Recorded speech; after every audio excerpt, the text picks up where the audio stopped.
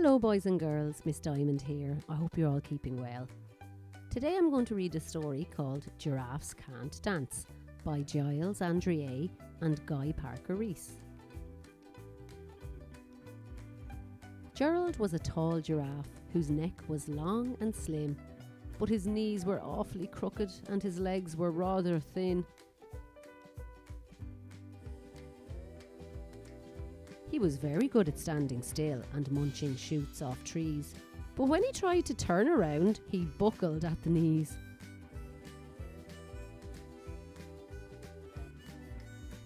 Now every year in Africa they hold the jungle dance, where every single animal turns up to skip and prance. And this year when the day arrived, poor Gerald felt so sad, because when it came to dancing, he was really very bad.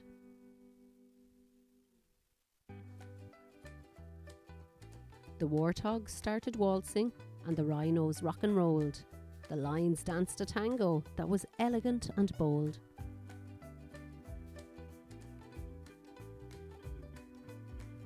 The chimps all did a cha-cha with a very Latin feel, and 8 baboons then teamed up for a splendid Scottish reel. Gerald swallowed bravely as he walked towards the floor, but the lions saw him coming and they soon began to roar. "Hey, look at clumsy Gerald," the animals all sneered. "Giraffes can't dance, you silly fool. Oh, Gerald, you're so weird." Gerald simply froze up. He was rooted to the spot. "They're right," he thought. "I'm useless. Oh, I feel like such a clot." So he crept off from the dance floor and he started walking home. He'd never felt so sad before, so sad and so alone.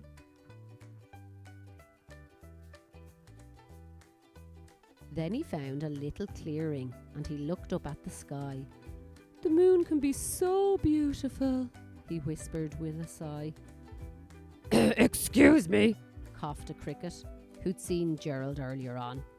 "but sometimes when you're different, you just need a different song."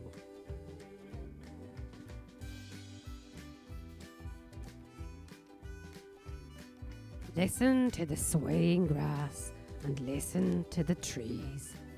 To me, the sweetest music is those branches in the breeze.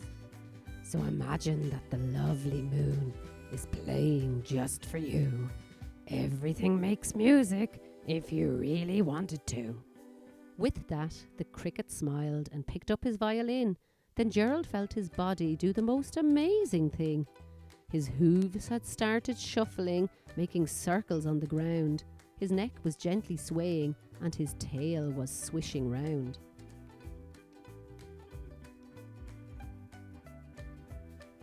He threw his arms out sideways and he swung them everywhere.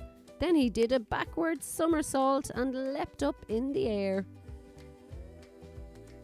Gerald felt so wonderful, his mouth was open wide. "I'm dancing! Yes, I'm dancing! I am dancing!" Gerald cried. Then one by one each animal who'd been there at the dance arrived while Gerald boogied on and watched him quite entranced. They shouted, "It's a miracle! We must be in a dream! Gerald's the best dancer that we've ever seen." "How did you learn to dance like that? Please, Gerald, tell us how." But Gerald simply twirled around and finished with a bow. Then he raised his head and looked up at the moon and stars above. "We all can dance," he said, "when we find music that we love."